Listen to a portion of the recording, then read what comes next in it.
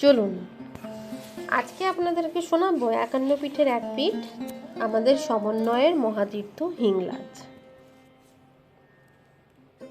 তন্ত্রচূড়ামণিতে বলা হয়েছে, ব্রহ্মরন্ধ্রং হিঙ্গুলায়ং ভৈরব ভীমলোচন কোট্টরী সা মহাদেব ত্রিগুণা যা দিগম্বরী। অর্থাৎ প্রাচীন হিঙ্গুলায় পড়েছিল দেবীর ব্রহ্মরন্ধ্র। পাকিস্তানের মানুষ দেবীর স্থানকে বলেন নানিকি হজ। পাকিস্তানের করাচি থেকে ৯০ মাইল উত্তরে বালুচিস্তানে দেবীর মার, সেখানকার মুসলমান মানুষজন বলেন নানি বিবি। কাছেই রয়েছে অঘোর নদী। সমতল থেকে প্রায় ৪,০০০ ফুট ওপরে পাহাড়ের গুহায় দেবী অংশের অবস্থান। পীঠ নির্ণয়ের ক্ষেত্রে এটিই প্রথম। পাহাড়ে দেবীর ব্রহ্মরন্ধ্র পড়েছে বলে বিভিন্ন তন্ত্রগ্রন্থে বলা হয়েছে তাকে দুটি ভাগে ভাগ করে তার বুক চিরে বয়ে গেছে হিঙ্গুলা নদী। একসময় হিংলাজ তীর্থে যাবার জন্য তীর্থযাত্রীদের অবর্ণনীয় কষ্ট সহ্য করতে হতো। ছড়িদারদের তত্ত্বাবধানে বেশ কিছুদিন মরুভূমির পথ পার করে যাত্রীরা পৌঁছতেন চন্দ্রনাথে। সেখান থেকে দৈবাদেশ পেলে তারপর যাত্রা করতেন হিংলাজের উদ্দেশ্যে।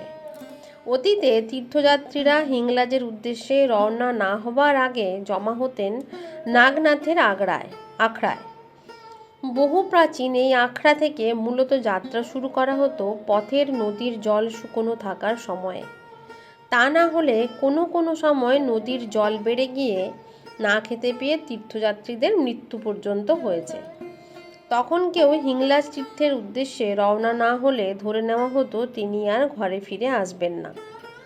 মরুভূমি দিয়ে চলার একমাত্র যান হলো উট। তথ্যের মাধ্যমে জানা গেছে, ভাগ্য মোটামুটি সুপ্রসন্ন থাকলে যাত্রীরা ১৬ থেকে ৩২ দিনের মধ্যে পৌঁছে যেতেন হিংলাজ মায়ের কাছে। খাবার হিসেবে সঙ্গে নেওয়া হতো আটা, নুন, গুড় ও মরিচ।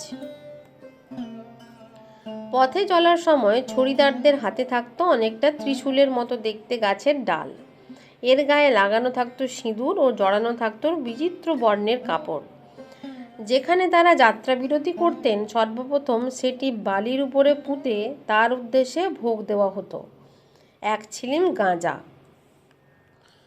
করাচি ছড়ানোর পরে হাব নদী। সেখানে পৌঁছে প্রত্যেক তীর্থযাত্রীকে রুমালের মাপে একটি নতুন কাপড় গেরুয়া রঙে ছাপিয়ে হাতে দেওয়া হতো। সেটি হাতে নিয়ে প্রত্যেককে সন্ন্যাসব্রত নেওয়া ও কাউকে হিংসা না করার শপথ নিতে হতো। আরও শপথ নিতে হতো প্রত্যেককে যথাসাধ্য সাহায্য করবে, কিন্তু কোনো অবস্থাতেই নিজের কুঁজোর জল অপরকে দেবে না।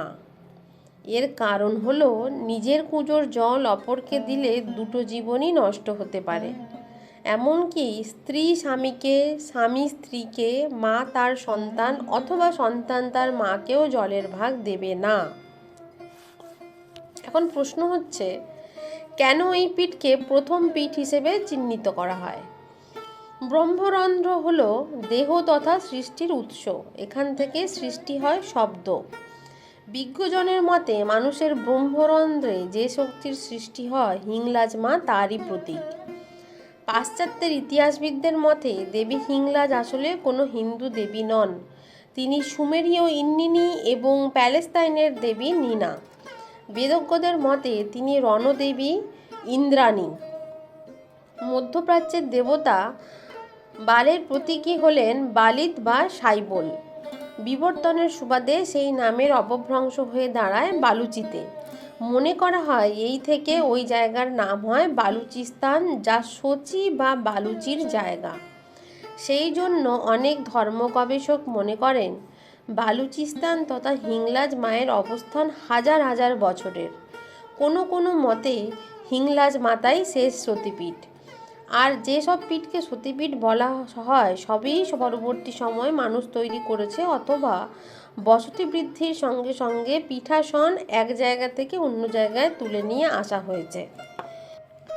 অতীতে হিংলাজের পথে মরুভূমির মধ্যে দিয়ে যাবার সময় যাত্রী, ছড়িদার, উটোওয়ালা তথা জলবাহকেরা নিজেদের মধ্যে একটি নিয়ম তৈরি করত।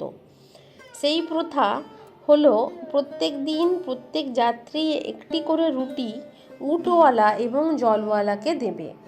পথ চলতে চলতে যেখানে পানীয় জলের কূপের সন্ধান পাওয়া যাবে, সেখানে যে কূপওয়ালা সেটির পাহারায় থাকে সেও যাত্রীদের কাছ থেকে একটি করে রুটি পাবে।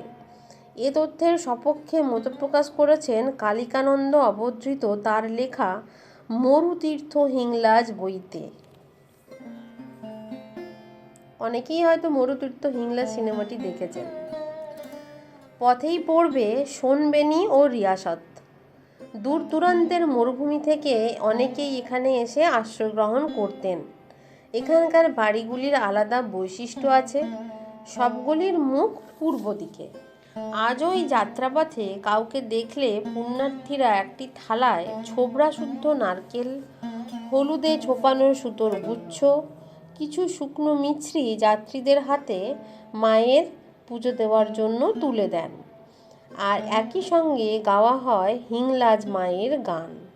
তবে যেহেতু এখন আর মরুভূমির মধ্যে দিয়ে পায়ে হেঁটে যেতে হয় না, তাই যাত্রার ধরনে ব্যাপক পরিবর্তন আসায় যাত্রীদের ভাবনাতেও যথেষ্ট বৈচিত্র্য লক্ষ্য করা যায়।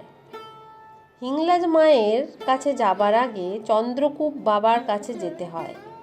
আগেই উল্লেখ করা হয়েছে, সেখান থেকে আদেশ পেলে তবেই হিংলাজ মায়ের কাছে যাওয়া যায়। তারও আগে পৌঁছতে হয় গুরু শিষ্য পাহাড়ে।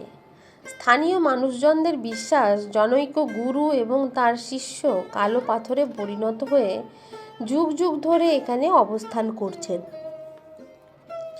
লম্বায় প্রায় 3 হাত, চওড়ায় 1.5 হাত, উচ্চতায় হাত 2 দুটি মানুষের দেহ পাথরে পরিণত হয়ে এখানে রয়েছে তা বুঝতে অসুবিধে হয় না। এই দুটি পাথরকে ঘিরে গল্পকথা প্রচলিত আছে এই চত্বরে। একসময় জনৈক গুরু ও শিষ্য গিয়েছিলেন হিংলাজ মায়ের দর্শনে। জল ছিল দুজনের কাছেই। গুরু কিন্তু বারবার শিষ্যের কাছ থেকে জল চেয়ে খাচ্ছিলেন। গুরুর আদেশ শিষ্য অমান্য করতে পারেননি। এক সময় শিষ্যের রাখা শেষ জলটুকুও গুরু খেয়ে ফেলেন। এরপর জলের অভাবে শিষ্য বালির উপর পড়ে গিয়ে মারা যান। শিষ্যের এই পরিণতি দেখে গুরুদেব ঘাবড়ে গিয়ে ভাবলেন, এক সময় যখন তারও জল ফুরিয়ে যাবে তখন কি হবে। হঠাৎ ঘটে গেল এক অস্বাভাবিক কাণ্ড। তার জলের পাত্রটি ফেটে চৌচির হয়ে গেল ও মুহূর্তের মধ্যে মরুভূমি সব জলটুকু শুষে নিল। কিছুক্ষণের মধ্যে তাকেও চিরবিদায় নিতে হলো এই পৃথিবী থেকে। আসলে এই ধরনের কাহিনীর প্রচলন করার অন্য উদ্দেশ্য আছে, তা হলো তীর্থযাত্রীদের সতর্ক করে দেওয়া। তবে এখন পরিস্থিতি পাল্টে গেছে, সরাসরি গাড়িতে করে চলে যাওয়া যায় মায়ের মন্দিরের কাছে। যারা অতীতে মরুভূমির মধ্যে দিয়ে হিংলাজ তীর্থে যেতেন, তাদের প্রত্যক্ষ করতে হতো নানান ধরনের দৃশ্য। মাইলের পর মাইল ধুধু করছে, তারই মাঝে এক একটা জলের কূপ পরিষ্কার রেখে কিছু পরিবার দিন গুজরান করে থাকে। অন্যান্য জায়গার মতো মরুভূমি অঞ্চলেও ভূতের কাহিনী শোনা যায়। উটকে কেন্দ্র করেই সাধারণত এই ধরনের গল্পকথা আবর্তিত হয়। অনেকের ধারণা, চলার পথে উটের পিঠের উপরে পাতা খাটিয়ায় যদি কোনো মানুষ বসে না থাকে, তাহলে সেখানে ভূতেরা চেপে বসে। আর এই সব ভূতেরা নাকি খুবই নিষ্ঠুর প্রকৃতির হয়। সুযোগ পেলেই তারা উটকে ঘুরিয়ে ঘুরিয়ে বিপদে নিয়ে গিয়ে দিগ্ভ্রান্ত করে দেয়। চন্দ্রকূপের অবস্থান সমুদ্র থেকে প্রায় 30 ক্রোশ দূরে। প্রচলিত বিশ্বাস, চন্দ্রকূপ সকলের সব ধরনের পাপ হরণ করে নেন। সকলের পাপ তার কূপে জমা হয়ে ধুনুর মাধ্যমে আকাশের দিকে উড়ে যায়।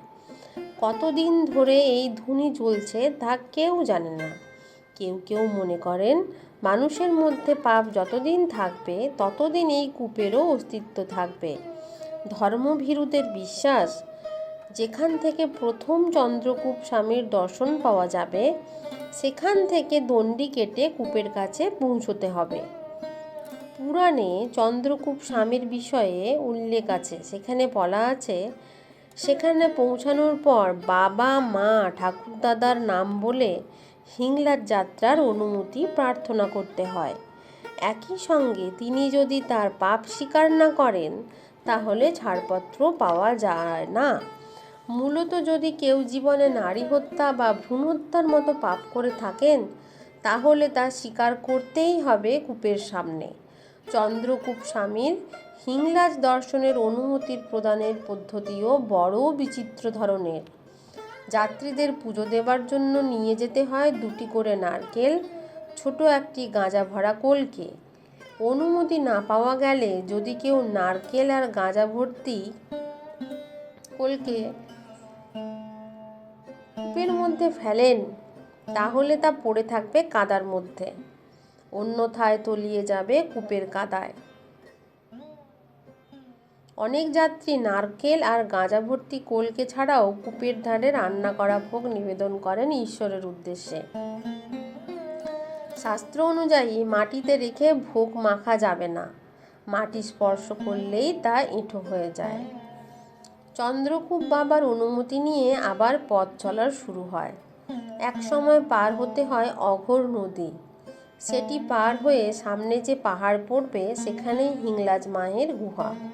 কথিত আছে, রাবণের মতো ত্রিসন্ধ্যা গায়ত্রী মন্ত্র জপ করা ব্রাহ্মণকে হত্যা করার জন্য ব্রহ্মহত্যার পাপ হয়েছিল স্বয়ং রামচন্দ্রের। হিংলাজ মাকে দর্শন করার পর তিনি সেই পাপ থেকে মুক্ত হন। বর্তমানে করাচি থেকে বাসে করে বেলুচিস্তানের শহর বিজদরে যেতে হয়।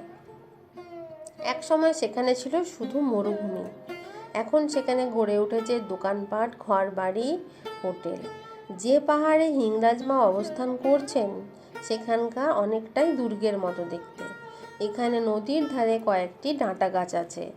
সকলেই সেই ডাঁটা 2টি করে ভেঙে আনে, একটি দিয়ে দাঁতন করে অন্যটি পুঁতে দেয় সেখানেই। তীর্থযাত্রীদের এটি একটি অবশ্য পালনীয় গাছ। বাস থেকে যেখানে নামতে হয় তার পাশেই এখন তৈরি হয়েছে সুন্দর লজ। তীর্থযাত্রীদের অন্যান্য কর্তব্যগুলির মধ্যে রয়েছে মন্ত্র পড়া, পিতৃপুরুষদের উদ্দেশ্যে তর্পণ করা ইত্যাদি।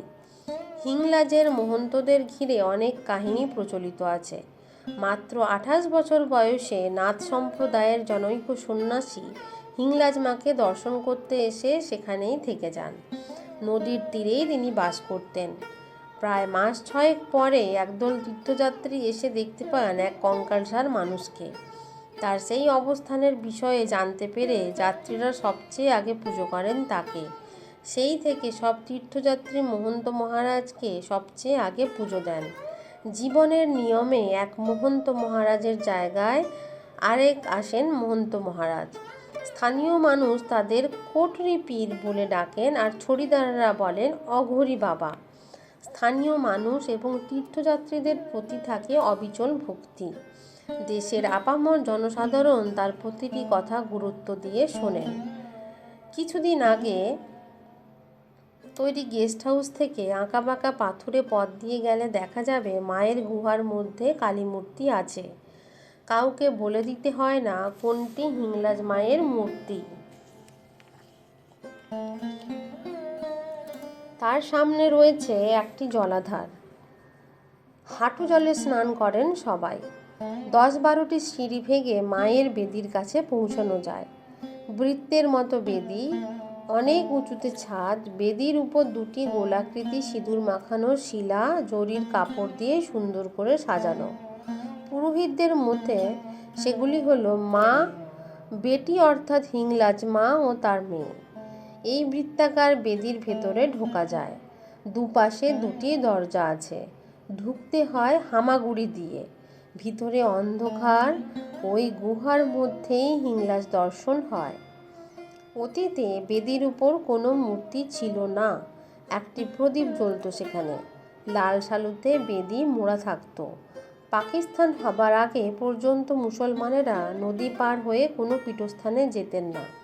সুফি সাধকেরা হিন্দু যাত্রীদের মারফত নানির উদ্দেশ্যে মেওয়া, মোমবাতি পাঠিয়ে দিতেন। সামনে ত্রিশূল পোঁতা আছে, তার পিছনেই রয়েছে বেদি। শোনা যায় অনেক সাধক যেখানে মায়ের জ্যোতির্রূপ দর্শন করেছেন। অন্ধকারে কিছুই দেখা যায় না, তবে যারা ভাগ্যবান তাদের কথা আলাদা। বেদির ওপর রাখা মালা যাত্রীদের গলায় পরিয়ে দেওয়া হয়। তাদের বিশ্বাস যতদিন এই মালা গলায় থাকবে ততদিন তাদের কোনো ক্ষতি হবে না। আর একটি কথা প্রচলিত আছে, সেখানে মাকে দর্শন করার পরে পরনের কাপড় ছেড়ে আসতে হয় সেখানেই। নতুন কাপড় পরে যেতে হয় মাকে দর্শন করতে। এক বিচিত্র ঘটনা সেখানে চোখে পড়ে। গুহা থেকে বেরিয়ে এসে দেখা যায় একটি খুব বড় মাপের পাথর বেরিয়ে আছে পাথরের গা থেকে।